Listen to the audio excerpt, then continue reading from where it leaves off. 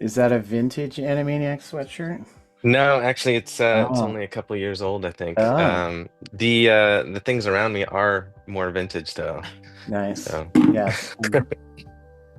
oh, nice. Oh, you bring him with you wherever you But go? now I need one of these though. Yeah. Yes, that's right. Little Yeah. beanie. So, what led you to a project like Dogman as your first major directorial project? Well, I've done tons of TV stuff, as you know, Yeah. and I also did the Captain Underpants series based on Dave Pilkey's books. That was at DreamWorks. That's on Netflix, and that was really I was familiar with those books, and we had a blast doing that series. And Dave Pilkey loved it. So when the studio was interested in doing Dogman, I ended up pitching it to Dave, and he said yes. So that was it was a very smooth move, really, for me Awesome. to it. How would you feel that your experience with animated television, how did that help prepare you for Dogman? It's really the sort of executive producer or showrunner job in TV. Basically, I tell people, they go, "What does that mean?" And I go, "It's what you think of a director does. You're the creative boss of the project. So you're working for the script, you're working with the actors, with the animators, the storyboard artists, taking it all the way through music and sound effects and all of that stuff." So it's actually very similar. It's just you get to dig so much deeper in a feature film in terms of story, in terms of the quality, in terms of fixing and refining and doing all of that kind of stuff. So I was very prepared to do the movie just after doing so many years of TV because it's kind of similar. You really get to work it, which I enjoyed a lot. So Yeah. it's super fun. Yeah. That's awesome. Yeah. To find the story for the movie, how difficult was it with, handling multiple books? Our son's a big fan of the books, and so he was like, "Oh wow, they jammed like several books into this one." Yeah. So, Yeah. Yeah, it's so funny because some people really care and some people don't care at all, if I'm breaking up the books. But it's mainly like the first three books, and then there's one thing that's from a much later book involving Grandpa Petey's dad. Um, it's pretty hard, actually, because for a few things. I mean, if you read the whole books, Dogman is not really, the stories aren't really about Dogman in the same way that Captain Underpants is not really about Captain Underpants. So, but we needed the movie's called Dogman. So I needed to make Dogman more present. And then also the books are, Dave just told me this recently that he doesn't really know the story when he starts writing the book. He just starts and he lets it work out. And so they're kind of nutty. So it's like it's tricky. And then there's so many great moments in the book. So you're like, oh, I want to use that. I want to use that. I want to use that. And then it's like, how can I, fit them together and make it play through? And I'm sort of getting away with some stuff because the tone of it is sort of so kind of wacky that it doesn't necessarily have to be a totally clean, super smooth right. ride. Yeah, yeah. Yeah. Part of the Um, what inspired the comedic tone of the movie? I mean, Dave and I we're kind of the same age, and we both like loved Monty Python, when we were young and stuff like that. And it's this style, this comedy that I call intelligently silly, and it's something that I love, and is very much like the tone of Pinky and the Brain, for example. Right. That's what Definitely. I used to always describe Pinky and the Brain as intelligently silly, and I used to say that Pinky and the Brain is serious people in a silly situation, and Animaniacs, the Yakko Wakko and Dot, is silly people in a serious situation. And I Right. love the serious people in a silly situation, which is really kind of what Dogman is. Everybody takes their world very seriously. Yeah. So it's a comedy style that Dave is already doing, that I've done a lot. So it was pretty easy to just amplify that. Awesome. Now you said that Dogman's not really the focus as much as you would think of the story. So I noticed that it's very much Petey's story and his character arc. And was that something you found along the way or from the start or what?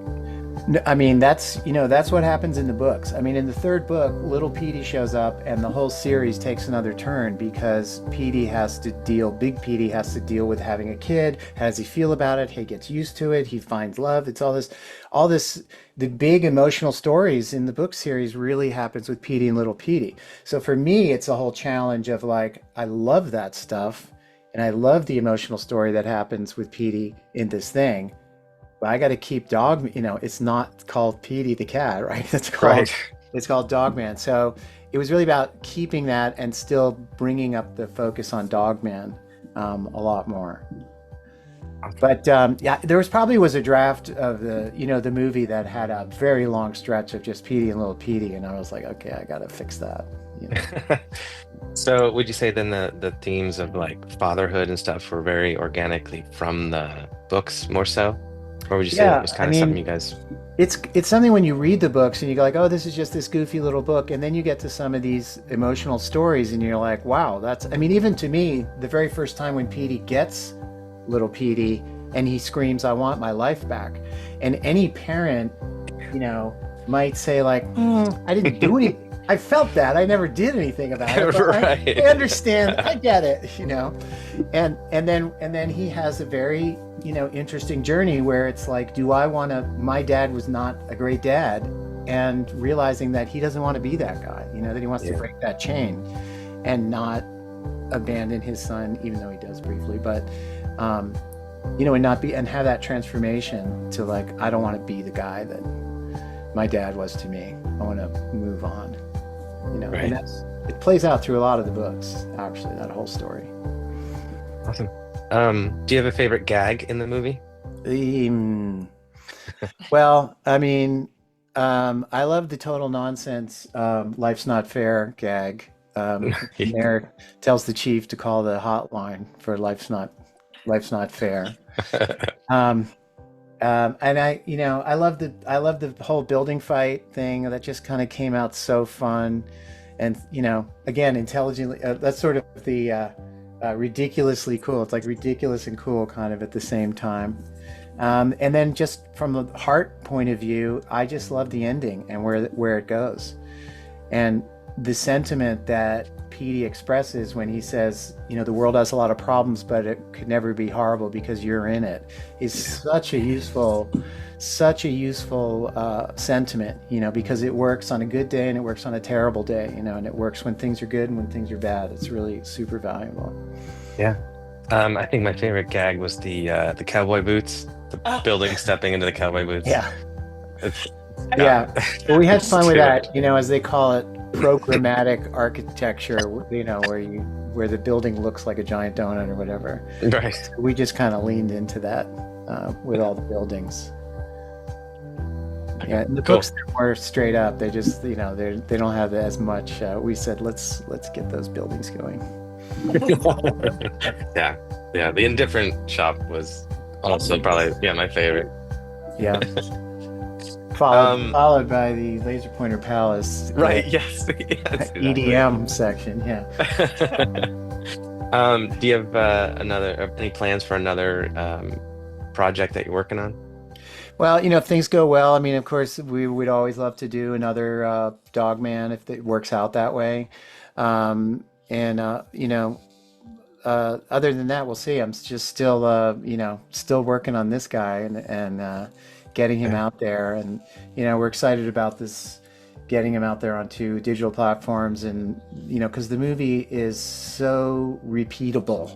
There are Yeah. just so many hidden things in the movie and so many Easter eggs, and one of the things that's kind of fun about it being available to people is I know there's the screen grabs are going to start, and the the little clips are going to be appearing of, did you notice blah blah blah. Yes. Yeah. Yeah, there's Yeah. a It's ton of that. it's one of those gifts that keeps on giving kind of movies where there's just so much going on. I Yeah. saw it in theater with my son because he's big Dogman fan, and then I rewatched it with my wife Amy at home so she could see it. And I liked it a lot more even the second time, and picking up on little details and stuff. Yeah. Well, that's cool. And also, you kind of, now you sort of know what you're in for Right. with that. Yeah. Is that a signed, is that a cast signed Animaniacs thing behind you? Is that what that is? That is Jess Arnell signed 8 by 10 for me. Yeah. Yeah. He's a character. Yeah. Yeah. And I have Rob's signed a drawing that I did of Yakko. I have that one hanging up downstairs. Well, Yeah. yeah. So They're keeping it alive. yeah, man. Yeah. 90s kids here that just love that stuff. Yeah. So hey, thank you for Yeah. your contributions to that. Yeah, I mean, this is a very fun thing about animation, really. It's sort of like people who are 35 and 45 are like saying like, oh my gosh, I like came home from school and watched Animaniacs and Pinky and the Brain. Those are my favorite. My dad and I still quote from it and all that kind of stuff, Yeah. like as adults. Oh, And totally. And, it'll be the same thing. It's just such a special time to deliver something to a kid that really makes an impression. And then, there'll be kids who are 35 at a party going like, do you remember Dogman? It's like, they're gonna be like, Exactly. remember Yeah. it, I watched it yesterday. Yeah. Speaking Yeah. of deliveries, when he opened that box, I just felt When Lil Petey shows up. Yeah. Yeah. Half of what you're saying is cutting out on me, but Oh, yes. no, she's delivery gushing about will- the undo button scene. Oh, yeah. Oh, at the Very end with the well undo played. button. Yeah. Yeah. Yeah. I know. And it's funny because he throws it into the sewer, and then and I was like, if we did another movie, do we have to deal with that undo button hiding in there? Yeah. I did think about that. Yeah. There's so many things we go like, what if he actually hit that undo button? Would Dogman like turn it back into the Officer Knight and Greg the dog? Interesting. But it's gone. It's gone. Yeah, there you go. Yeah. All right, well, we have to wrap it up. So thank you for your time. We appreciate it. It's an honor to talk thank to you you. so much. And wish you the All best right, for the movie. guys. Thank It you. was great. Thanks. Bye.